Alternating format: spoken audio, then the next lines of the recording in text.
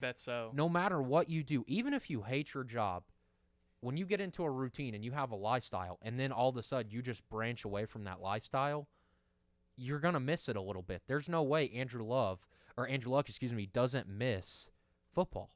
But does he miss it enough to come back in your mind? I think eventually he will. I think in a couple of years, if he's feeling good, if he's fully healthy, because you watched the press conference, right? Yes. You could tell it was a difficult decision. He had thought about it for a very, very long time about whether he thought this was right for him and his family and all that kind of stuff. And ultimately, he decided to walk away, and I can't blame him for that. But I do think in a couple of years, he's gonna get the itch. He's gonna be like, man, I'm feeling pretty good. I'm only 32.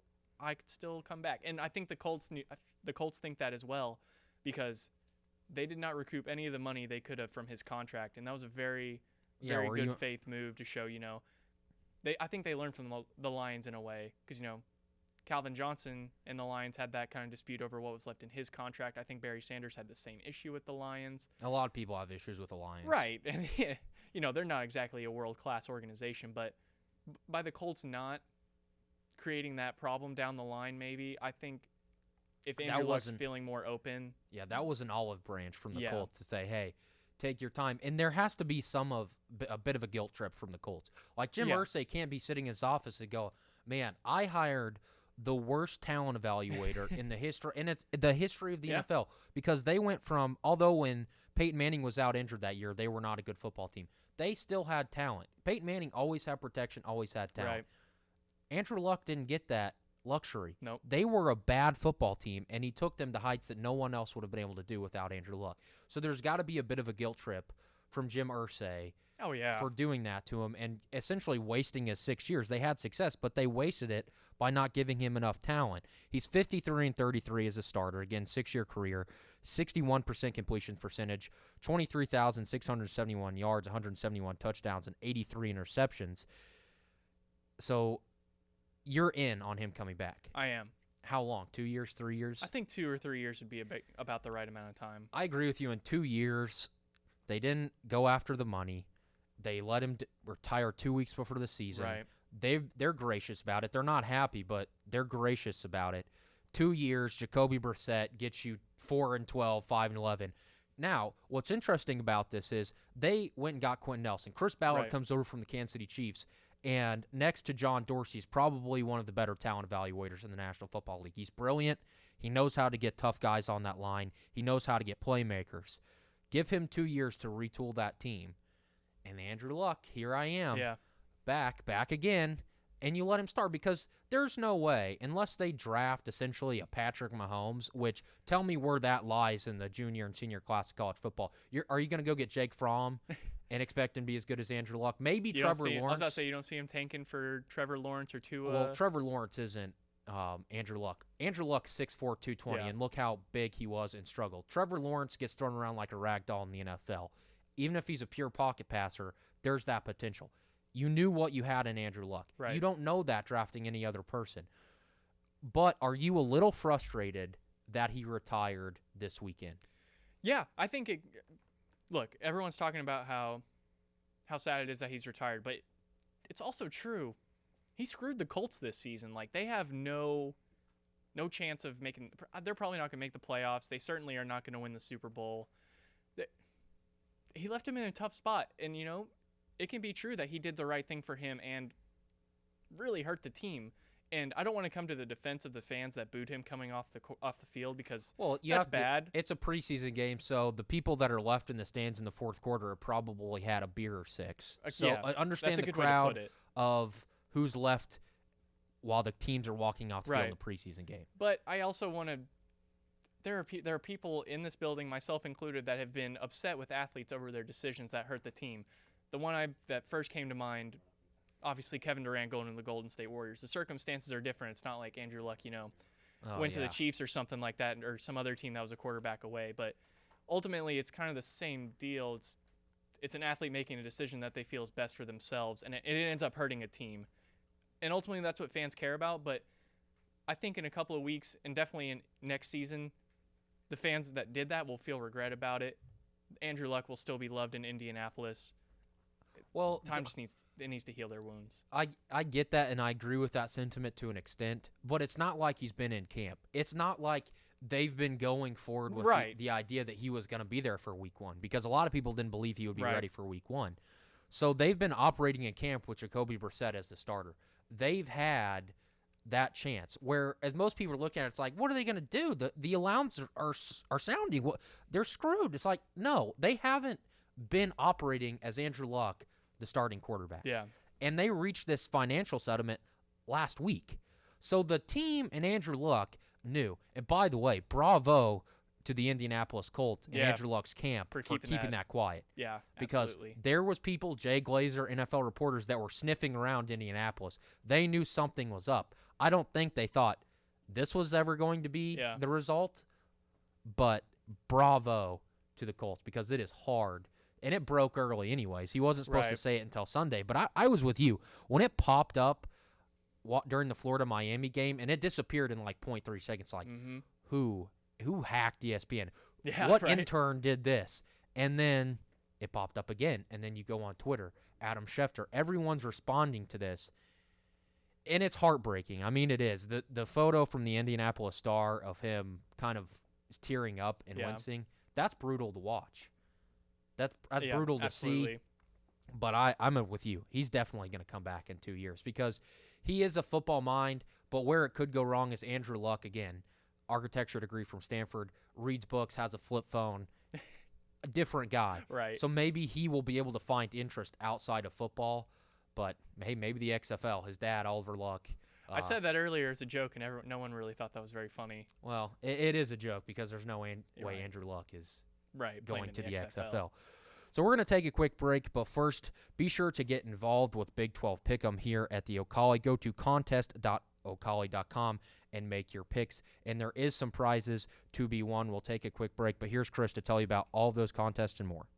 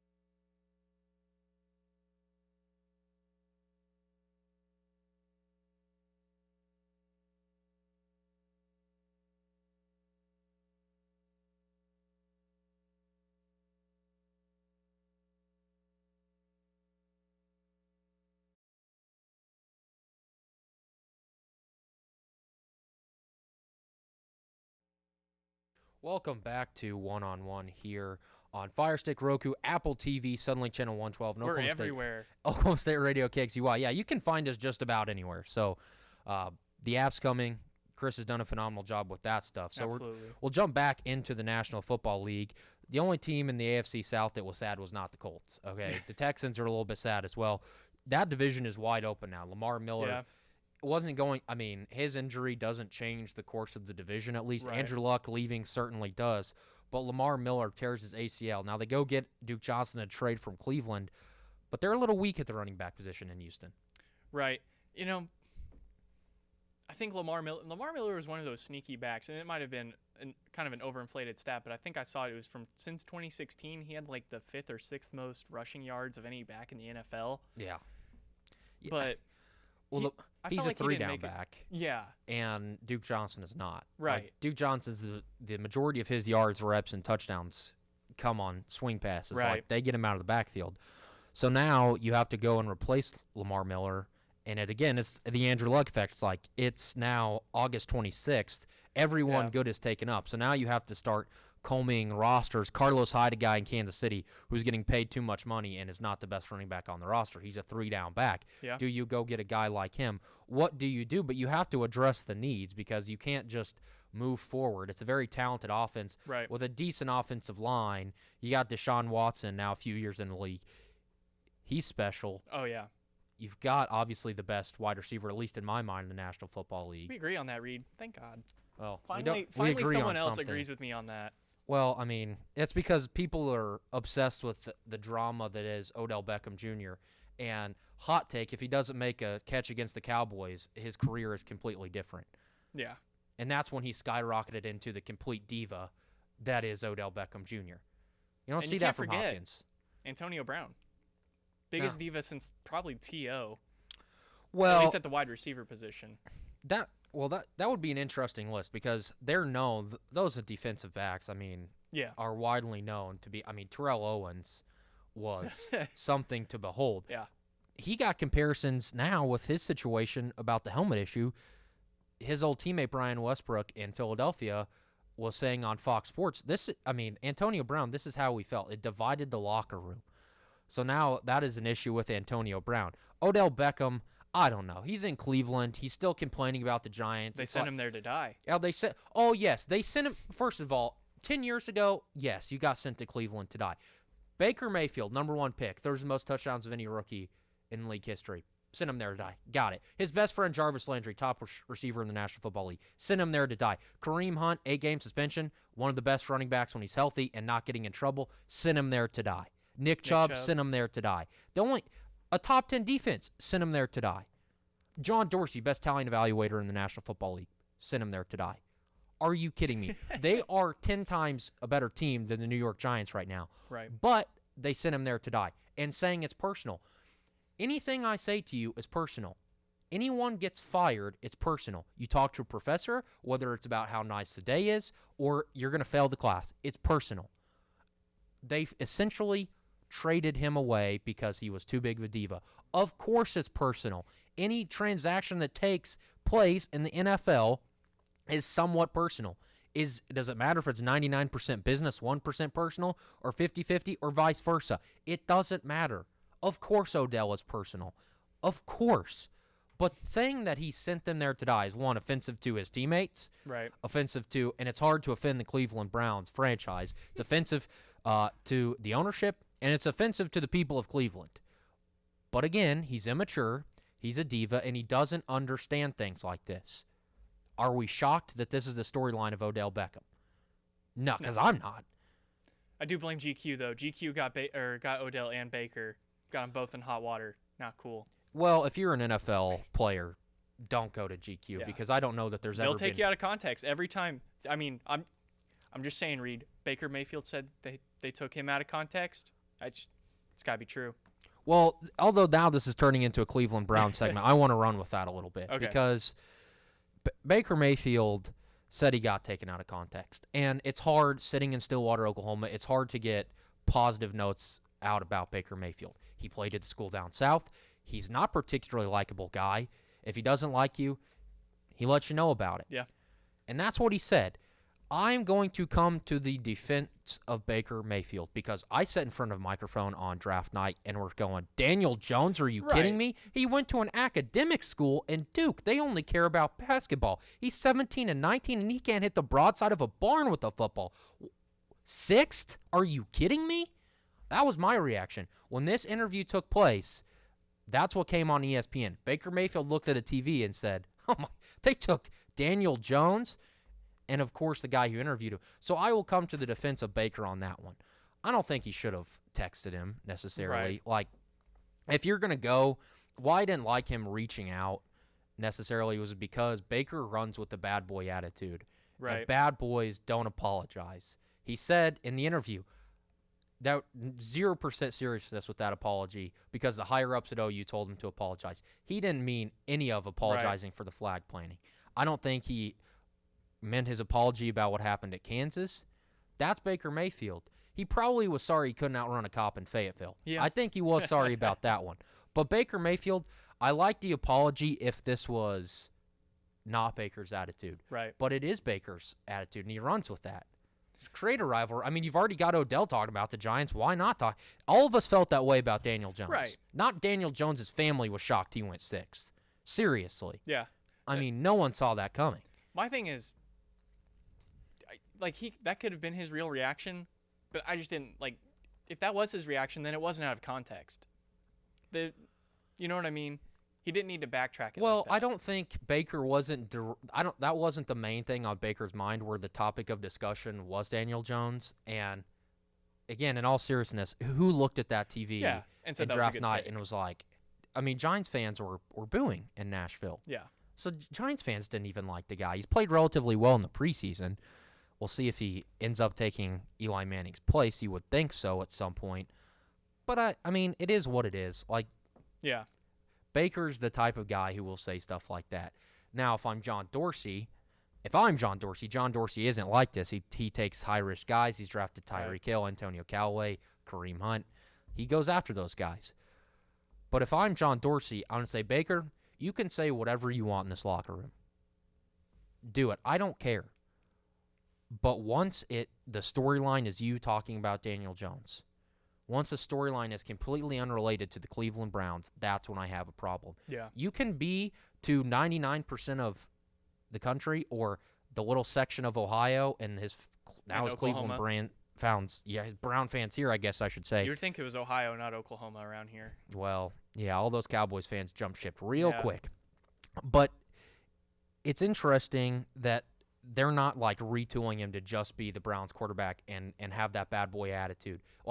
It's expanded past what is the Cleveland Browns. And that's where I have a problem with it. If I'm running the Browns, it's be you, but rope it in to where people hate you for being the quarterback of the Cleveland Browns because we win football games, not because you open your mouth. And I have no doubt that if Baker Mayfield sat in that chair, he wouldn't be a likable guy.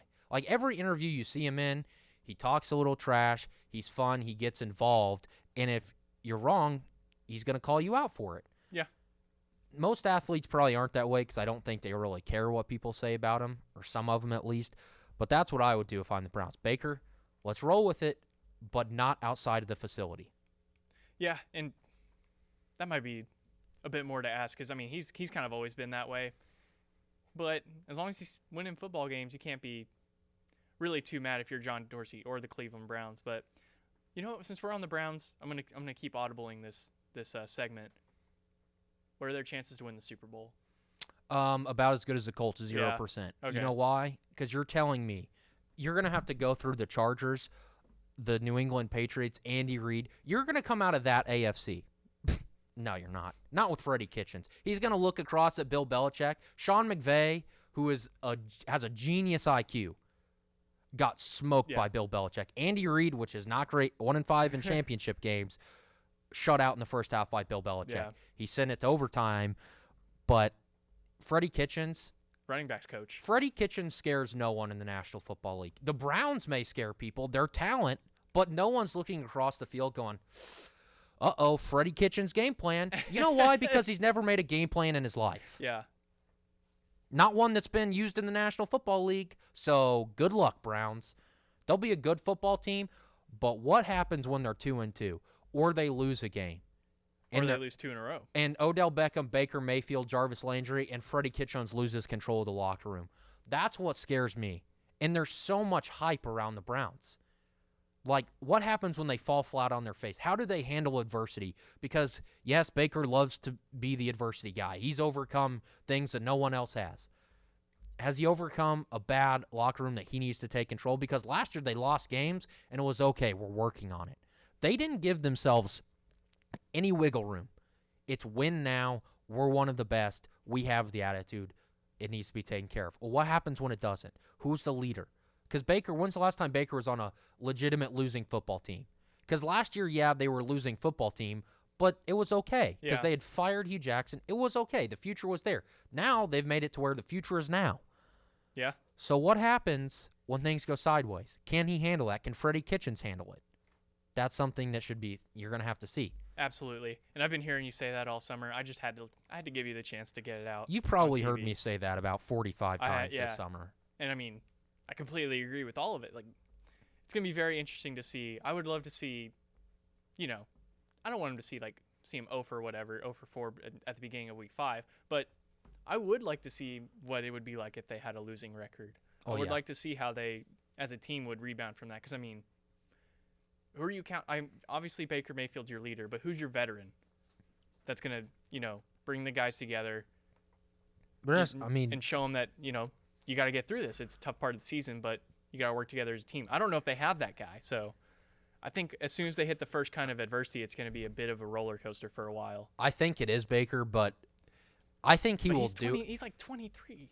I mean, he can command the locker room because they all respect him. He is the leader of the team. But how many of those guys, when the adversity does strike, want to listen to him? Because Tony Gonzalez used to say about Herm Edwards, if you're 4-0, the speeches, they're great. Yeah. Keep going, motivate me. But when things are completely going sideways, when you're 6-8, or you're way below 500, you get a motivational speech. It's pretty simple in your mind. It's rah-rah, just pom-pom. Shut up. I don't want to hear it anymore. Yeah. Because we're not winning football games. So that's what I'm curious about the Cleveland Browns. I do want to see it, It'd be very interesting. I think it would tell me a lot about Baker. And, I don't expect Odell to really be much of a help in that kind of situation anymore. I guess I'm kind of out on the Odell leadership committee kind of deal. That boat sailed a long time ago for me. Well, it'll be interesting to see what happens with the Cleveland Browns. We're going to take a quick break and talk about some baseball with the bullpen. Jason Calicchio, Barrett, Gess, first one of the year. So we'll talk about some baseball, most surprising team, most disappointing team, and obviously the NL wildcard race, which intrigues everyone. Then in the last segment, we're going to get into what happened in college football and how Rory McIlroy is a very, very wealthy man. Yep. $15 million for winning the FedEx Cup. That's a lot of cash. I'm jealous. We all are. We'll be right back on 1-on-1 right after this.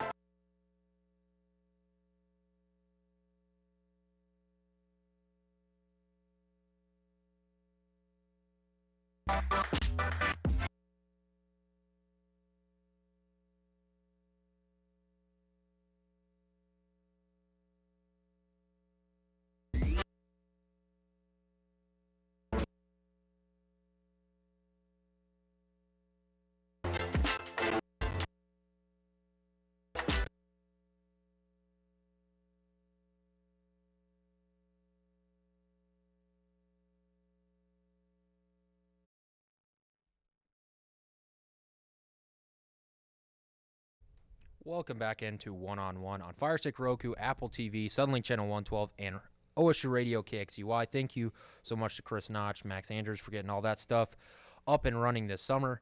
Available on all new platforms. Now they can see the bullpen just about wherever they want. Welcome back, Barrett, Gess, Jason, Calicchio. There's a lot of baseball that's taking place since you left school. Your Yankees, don't go get a pitcher. Are you a little worried about the Yankees going into the fall? Look, we saw what was out there. We decided that we didn't want to give up what people wanted us to give up. And I'm happy with what we have right now. And, it's whatever happens now. You can't do anything about it. And, I trust the guys that we have right now will be what we need come October and November, and even maybe November. Maybe a Mets-Yankees fall classic. Nationals, you lose Bryce Harper. Yeah. You're a Nationals fan. Yeah. It's not been started off bad, but all things considering, not a terrible baseball season. The start was absolutely dreadful. Everything that could go wrong went wrong. Trey Turner got hurt early. We thought we fixed our bullpen. We didn't. That was, I think, of the first, I counted, the first 24 losses the Nationals had, 22 of them we gave up runs in the 8th and 9th inning, or 8th or 9th inning. So it was a disaster, but now they've kind of gotten things figured out, and their offense is on fire. So things are looking better. They got a decent cushion for the first wild card spot. So still trailing the Braves, but if you just got to make the playoffs, you got a chance. You're there, and you don't have to spend $330 million on one guy to get there. Yeah. So what's the biggest takeaway for you guys season? Now we're getting close there. There's some wild card races that are getting close, but what's the biggest takeaway for essentially the 130 some we've played so far? So let's hear it. You go first, Barrett. All right. Well, I'm going to stick with the Nationals, and I think one of the biggest takeaways for me, at least, is that the Nationals don't need Bryce Harper. A lot of people said, there go the Phillies are going to run away with this division. The Nationals can't afford to lose Bryce Harper. The thing about the Nationals is their offense was never the problem. You look at their starting outfield now. You've got Robles, Eaton, Soto. Soto 4.3 WAR, Robles 3.2 WAR, Harper 2.7. Robles and Soto are both, not home runs wise, but both pretty much out hitting Harper. Eaton maybe a little less so, but he's still a good viable option in the outfield. So losing Harper wasn't that big of a deal considering the fact that that was never the issue in the first place. Right. And we have the pieces to replace him. It's just the bullpen that's obviously struggled. So yeah, you missed Trevor Rosenthal, right? very much, yeah. Took him off your hands for a little bit. Yeah. I don't think he's going to make it to You the better majors. not. I hope not, that's for sure. And look, championships, that's definitely a big thing.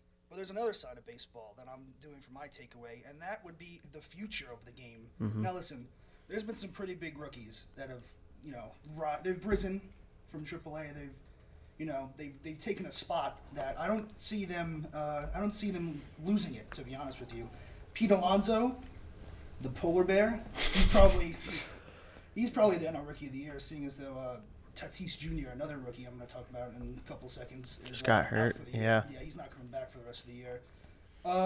He's already beaten the home run for the rookie home run record for the National League. He's and then we got a month left. He's going to probably smack Aaron Judge's, which I'm not too happy about. And like I said, Tatis Jr., he's my favorite. He's the word five-tool baseball player is used a lot. I think he's more of a 4.5. I'll give him I'm going to deduct some for power because it's power, batting average, fielding, arm, and speed. He's definitely got everything but power, even though he's got he's got 21 home runs. But those are kind of I wouldn't say little league ballpark home runs, but I'd say just getting it over the fence by a couple feet. But and we've got the Blue Jays. They may have only got 52 wins on the season, but Bo Bichette, Cavan Biggio, another one, and of course Vlad Guerrero Jr. He Should have won the home run derby, by the way. Yeah, that was an exciting home run derby. Yeah, he gave it all during the rounds he shouldn't have given it all. Yeah. Yeah. Oh, the one against against Bellinger. I mean, he had to. That was That was was a good unreal. one, but I mean, like Acuna, yeah. That was. he didn't have to go that hard. But you know what? he showed out, and you know we need in the future we need players to show out. We need people to get invested in what's coming up in the next years of baseball. You know, we have them here now for this year. Yeah. We've got, you know, the good teams. We've got people already betting on who's going to be the World Series champions, but we need down the road kind of stuff, and that's my take on baseball right now. So you've got your biggest takeaways. What about the most disappointing team so far? Yeah. I think for me, at least, it's got to be the Colorado Rockies. I mean, to start the year, a lot of people were looking forward. We mentioned it, Rocktober. It's not happening this year. And I think everyone was kind of looking forward to the Rockies, and I think overall, I mean, it's not that disappointing, the fact that they're not in the playoffs, because, you know, the NL is pretty tight. It's the fact that they're last in their division, which is really, I mean, I think they're, like 22 games behind. Well, that's the Dodgers division. Yeah, well, I mean, that makes sense. Nothing they can really do about that. But they're still last. They shouldn't be last. They're not bad enough to be last, at least heading into the season.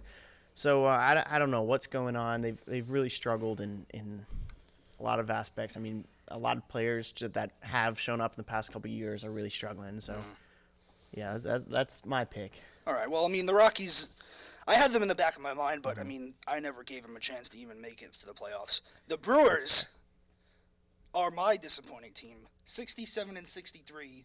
These guys, it was kind of frustrating to me when I was following them over the summer, to be honest with you. When Ryan Braun, non-PED Ryan Braun, by the way, is your second best hitter on the season, there's obviously something going on in your organization. And, you know, I don't know why they were so quiet over the trade deadline. I don't know why they were so quiet, even going back so far back as the offseason, when they lost to the Dodgers in a 7-game series, and they should have focused in the winter, even in the winter sessions. I'm going really far back now. In the winter sessions, the first thing in your head is, wow, we almost beat the Dodgers. Maybe we should build around that, and maybe we'll see him again come the next NLCS. But David Stearns, I know the Brewers GM, he did nothing. You know, he's a numbers guy, and obviously, you know, money aside, you know, money's obviously can be a big factor for small market teams. They did nothing. They figured that, you know, we almost beat them. Yeah, maybe we'll do it next year with the same guys. And now it's looking like you're not even making it to the playoffs. Yeah, I mean, especially with how tight the NL is. I mean, how bad the NL is, excuse me. I mean, it's deep. It's deep. That's one word for it. Yeah, they I don't know. They have moments where they look like, they're like creeping back, and then they'll lose 3 straight, and then it's just a struggle for them. They never seem to quite get into a wild card spot. They're always just on the outside, kind of. They're looking like they're going to get there, and then they drop, and it's just, you know, a little. Their ace, Howlis Chassin, was just DFA'd after a 3-10 season, Barrett. Yeah. They should have had the how do I beat the Dodgers in their head, but I guess it slipped their mind. Mm-hmm. Yeah. And that is my disappointing team of the season. Yeah. Well, I mean, there's some other things that happen in baseball, but before we get to, obviously, the tragedy that stuck over the summer, the NL wild card race, but specifically the NL Central, every day you flip-flop, it's the Cubs. Now they're 2.5 games back behind the Cards. But the AL's kind of got their guys. The NL's got the Dodgers, and everyone else is fighting for one. Well, you got to pick somebody. Somebody's going to have to sneak in those 2 wild No cards. one is beating the Dodgers. Well, I don't care who makes the wild card. Who competes against the Dodgers? Who competes? It's looking like anyone out of the Central. Anyone out of the Central. The East, I mean, I know the East is like 2 or 3. They're neck and neck. Yeah. But I don't see anyone in the East that has the pitching or even maybe the batting to compete with the Dodgers. See, obviously, you know, Nationals. The Nationals, yeah. Recently, I mean, the Braves have been really hot too. I don't see them. I think there's some holes that, you know, might struggle. Obviously, if the Nationals, the bullpen's the biggest problem, obviously. Starting pitching with Scherzer back, Strasburg, Corbin. that's It's not. pretty It's solid. good. Joe Ross has become. I mean, he only gave up like 4 runs. I don't know what it was, but he had a really good stretch before. He's kind of last game he pitched all right, but and then obviously they're probably the hottest team in terms of putting up runs at the moment. Mm-hmm. So if they can carry that momentum into the playoffs, get in that wild card spot, they just swept the Cubs, so. If they're playing the Cubs, that whole division, man. yeah. This whole National League It's- besides the Dodgers, it is- I can't. I mean, it is. figure it The out. Dodgers are a very complete team. So here's an interesting question. That's been the case the last 2 years. No one could beat the Dodgers in the NL, but when they got into playing an AL team in the World Series, They couldn't do it. They couldn't do it. Now you've got the Astros who go get somebody from the NL West in Greinke, shocked everyone. We're the best team in baseball and doubled down on that. Say the Yankees or the Astros get into a World Series with the Dodgers. Can the Dodgers look the 2 losses in the face and say it's going to be different this year? Because arguably the Astros are better than they were 2 years ago. And arguably the Yankees might be able to be better than the Red Sox were last year. Can the Dodgers get it done? No, I'll never witch hunt for someone's job. I'm not about that. But as long as Dave Roberts is the manager of the Los Angeles Dodgers, they will not win a World Series. Dave Roberts cannot manage his bullpen during the World Series, and we've seen it. Yeah. We've had 2 consecutive years where we've had evidence where he's either mismanaged his bullpen, taken out a starter when he's about 6 innings in, and he's been shutting out the lineup, and he hasn't been. It feels like he hasn't been watching the game. We get into this talk about numbers, and how numbers reign all of a sudden over watching the game, and I don't think Dave Roberts has enough to get the Dodgers that title. I think they do. I mean, I think they're a pretty complete team. Obviously, they didn't do so hot in the World Series last year, Or the year before. or the year before. It's not happening. But I do think if they're starting pitching, if they don't have Yu Darvish, whatever he did last year, if they don't have someone do whatever that was, which was just dreadful, and I think if they can get their starters going deep, I think they got a shot. So. Well, thank you guys. That's the Bullpen, first time of the year. Be on every Monday. I guess you guys can go past the World Series, but it's about to be really important, fun time of baseball. The World Series is just around the corner. So thank you to Jason Calicchio and Barrett Gess. We're going to take a quick break. Logan will be back on, talk about what happened in Week 0 of college football right after this.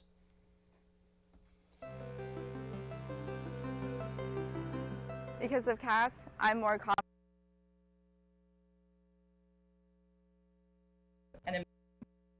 Because of Cass, I will.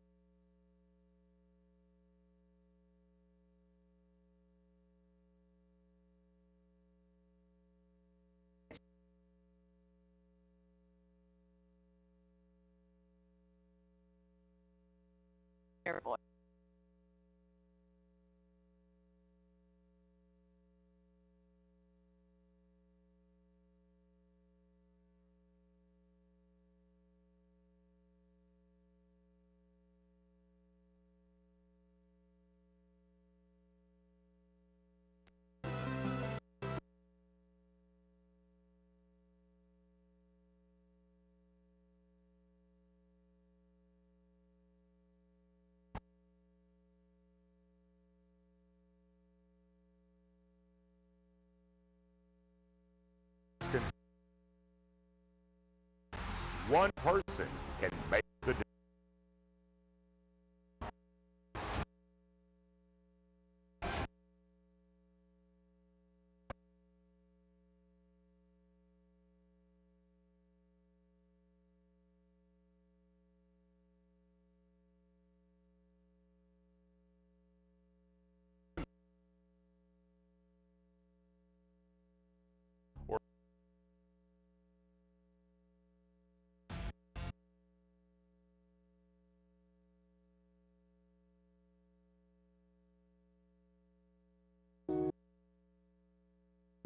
I just want to know.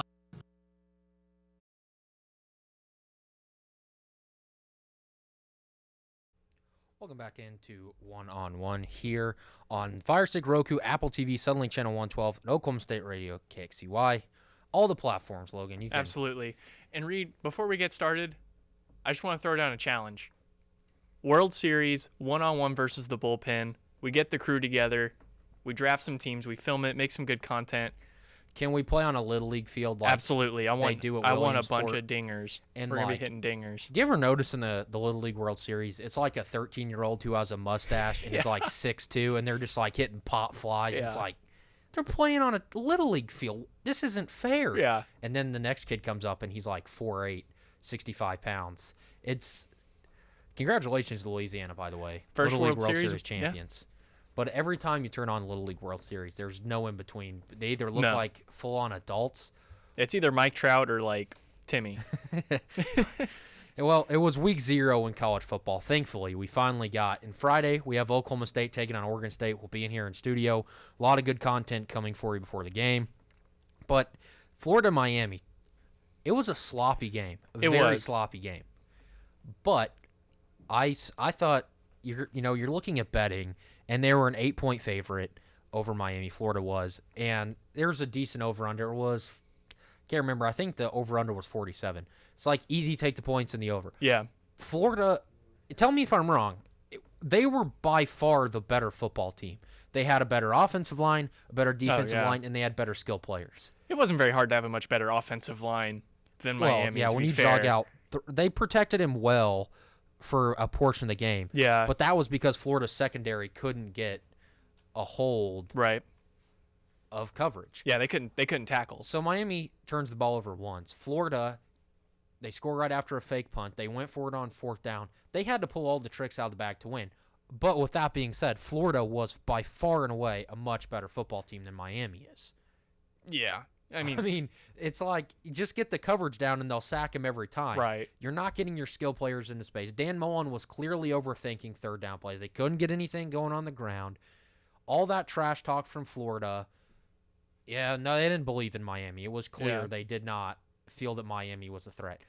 When they played bad, Miami was a threat. If those teams meet in 2 months, Florida dominates Miami. yeah, It's I agree. over fast. Tate Martell gets into the game, though. We all know about Tate Martell. Yeah. Didn't seem to do much. No, I thought it was a good week 0 game, you know. It was a great week 0 game. It's just Hawaii and Arizona might have been better. Did you see Yeah. the end of that game? no, I didn't. It was like 1:30 in the morning, and I'm glued to the TV. Down by a touchdown, Khalil Tate pulls a Vince Young and runs from Yeah. the 40, except he gets tripped and falls down at the 1. Clock runs out. Runs out. 45-38. No one thought Hawaii would win that game either. Arizona's 12-point favorite by most sports books. So, I mean, it was a good week 0. You Yeah. got a great game, highlight finish. You got a rivalry game, a lot of hype around there. But going forward, I want your Monday reaction because this could change. I don't think Mike Gundy's going to come out and say Drew Brown's the starting quarterback, Spencer Sanders is the starting quarterback. I don't expect that. We have 3 shows this week. Obviously, we'll be on before the game. But what's your Monday reaction? Are you nervous for Oregon State? Do you think there's reason to be scared? Who's going to start the game? Just kind of a quick overview of how you feel on Monday, 5 days before game day. You know, it's really hard to be scared of Oregon State, to be honest. If you watch them the past couple of years, they just haven't been, very Well, good. ever, yeah, really, yeah, yeah. honestly. But, you always have that. You always have those pregame jitters, even if you're not a player, but you're a fan. You're like, man, you're thinking about the entire season. Well, I think fans have worse jitters. Yeah. They care about it sometimes different more reasons, than players do. Yeah, for sure. And I'm not worried about Oklahoma State going in and winning the game because I think Mike Gundy's going to put together a good game plan, and if they can follow the game plan that he puts together, they're going to be in a really good position to win. Yes. I do think we're going to see both quarterbacks. I think Drew Brown's Yeah. going to start the game for us, play a couple of series, maybe first half or something like that, and Spencer Sanders will go in after that. But we talk about how they don't know who's starting, and maybe they do know and they're just keeping it under wraps, but I really don't think they know. I think they have to see in a game situation how each one of those guys handles, a defense that isn't their teammates. Yes. So I think it's going to be very valuable just as an experience for both of those guys. Obviously, you look at the stats for Drew Brown at Hawaii, not super impressive. So if he kind of wins the starting job and he looks better than Spencer Sanders going forward, that's kind of rough for the future of the Cowboys. That might give me more worries for next season rather than this season. But it's going to be very interesting. I think Gundy's going to pull out quite a bit of not tricks, but a lot of different stuff. See, your sentiment scares me at the beginning of what you said. Oregon State's not somebody to be worried about. Right. Same like with Florida and Miami. Like, the media is creating it's OSU versus OSU. Oregon State and Oklahoma State, they don't care about. It's the first time Their playing OSU is football. like in lowercase. Yeah, I mean it's not much of a rivalry, but what scares me is going on a Friday night. You don't have preseason games in college football. You don't have a starting quarterback. You're going to run 2 quarterbacks. It's in Oregon, Pac-12 after dark. It's they're used to Oklahoma time. Yeah. At 9:30 kickoff. Because Maybe Drew Brown's still on Hawaii time a little bit. he's from the West Coast. Yeah. But what happened last year? They beat every team they weren't supposed to beat. Right. And the teams that you thought would be a cakewalk, you don't have to worry this week. Even the Kansas game was a bit of a gut punch at times. That's what I'm worried about. Mike Gundy says we're going to be a more disciplined football team. Hopefully, they have to be. Yeah. Limit the penalties. Be more disciplined in practice. But it scares me. It still scares me coming off because that's the Oklahoma State special in any sport. Yeah, cardiac Cowboys, right? You beat the teams where it's like, how in the world did they do that? I mean, they beat Texas, a team that dominated Georgia. Yeah. They went down to the wire with OU. So by math, we dominated Georgia. And then they lose to Grayson Muhlstein, who's like a 7th-year starter at TCU. They're on their 8th safety, and they lose the game. Yeah. K-State, same story. So that's what worries me about Oregon State's it's a Power 5 opponent, but it's just Oregon State. If they play with the mentality that Mike Gundy talked about at Big 12 Media Days, they're fine. Because Oklahoma State's a better football team, far and away. 11th in wins, top 10 over the last decade. Mike Gundy knows how to coach football. Right. Despite what some Oklahoma State fans think, Mike Gundy is a good football coach. But sometimes they don't show up for lesser opponents. You're Oregon State is a lesser opponent. But how hyped is Oregon State? How hyped is Oklahoma State? That's where it comes down for me. Yeah, and you're definitely right about the, not getting up for the games that, should be a cakewalk kind of deal. But I just feel like you mentioned the penalties. The defense is a year older. They're under the new system for another year. They have a better understanding of it. The O-line got a chance to hopefully get a lot better, but those little silly mistakes that they were making at the beginning of last season, they're not really going to be as big of a problem this year going forward. And you worry about the 2 quarterback deal because, if the team has a consensus on who they think is the better player and he's not the one playing, that creates a problem. That's the way with me. Like, we've talked about it, obviously, with a bunch of people. It's like no one's separated themselves. Right. There's no way that football players don't have the human element and football coaches don't have the human element. I could put in front of you the exact same cookie, and you're either going to choose left or right. There's a reason you chose left or right, whether you know what that real reason is or not. Yeah. There's a reason. Everyone on that team, whether it's Jim Knowles on the defense or Mike Gundy, the head coach, Sean Gleason, they may all think differently. Mike Gundy may be completely down the middle. Jim Knowles may think it should be Drew Brown. Sean Gleason may think it may be Spencer Sanders. So although there is no huge consensus, there is no way people don't have a feeling in their gut. Yeah. That's just not the way humans operate. And they'll tell you that, and that's the right answer.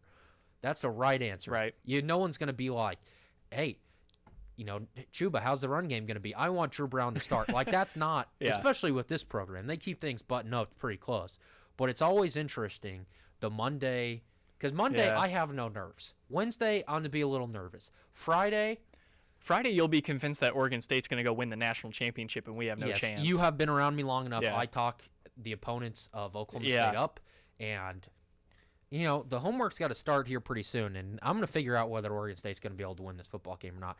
But initial reaction Monday, do what you're supposed to do, you'll be fine. Right. But then Wednesday, you start thinking of, you think about the times they've lost games, Central Michigan, right. the Iowa State. All those run through your head when you're playing a lesser opponent. You don't necessarily feel that way when you're playing an OU or a Texas. Because if you lose, you lost to OU or Texas. Yeah. You lose to Oregon State, that's a bad look going forward. That's a very bad look. Yeah. So Jalen Hurts, we'll talk about, we are in the state of Oklahoma, so we'll talk about OU a little bit. Again, Monday reaction. They're playing Houston on Sunday. Jalen Hurts named the starter. Lincoln Riley said experience had nothing to do with it. Yeah, right. The guy's played in college football playoff games, SEC championship games. Right. He won that SEC championship game for Alabama right. last year. Is there potential that Jalen Hurts could be the third Heisman Trophy winner in 3 years as a starting quarterback at OU. I mean, yeah, he's going to put up crazy numbers. That helps. They're going to win a lot. That helps. They're probably going to win the conference again. That really helps. But do I think that's going to happen? No. I think, voter fatigue. I think they're going to be tired. Heisman or no conference championship? No Heisman okay, trophy. I was Sorry. say, conference championship's almost a given. Yeah, sadly that's pretty much done already. But as far as the Heisman goes, there's just a voter fatigue kind of deal. There's a reason LeBron hasn't won a ton of MVPs in the past. There's a reason Michael Jordan didn't win 5 straight MVPs. It's hard to vote for the same program or the same person year after year. And you're saying that about OU specifically. Yes, not Jalen Hurts specifically. Well, but I mean, quarterbacks. 16 of the last 19 Heisman Trophy winners have been quarterbacks. Right. So there's not fatigue there for Heisman voters. It's just the school, I think. But on the flip side of that is there guys that think, wow, he deserves it, and how cool will that be for 3 years? Guys in 3 years. But if Lincoln Riley gets 3 Heismans in 3 years with 3 different quarterbacks, I know he just got a raise, but bump it up some more. Yeah. Bump it up some more. And I feel that way about Lincoln Riley now. I do think Jalen Hurts will be in New York for the ceremony. I just don't think he's going to win. Well, I think he's the lesser of the 3 quarterbacks in the 3 years, and they might have their best team. So now that you've got Alex Grinch that came over from Ohio State, you should probably be worried about the Sooners. But obviously they play again. They take on Houston on Sunday. So that's – what was it, 2 or 3 years ago when they lost to Houston? Yeah, when Tom Herman, who's now Texas, was there. Yeah. Good times. Yeah, they beat him in NRG Stadium in Houston. Yep. So I don't think that's going to be the case. No. This one's in Norman. Sadly, no. No, but for college football, we've talked about that all week. Thank you to Barrett and Jason talking about the bullpen. By the way, got to wrap it up. Rory McIlroy, $15 million. That's I'm going to hit the range this afternoon, Reed. That's a lot of money. Don't let your kids grow up playing T-ball. Put them in golf. Thank you so much for watching One on One. We'll see you on Wednesday.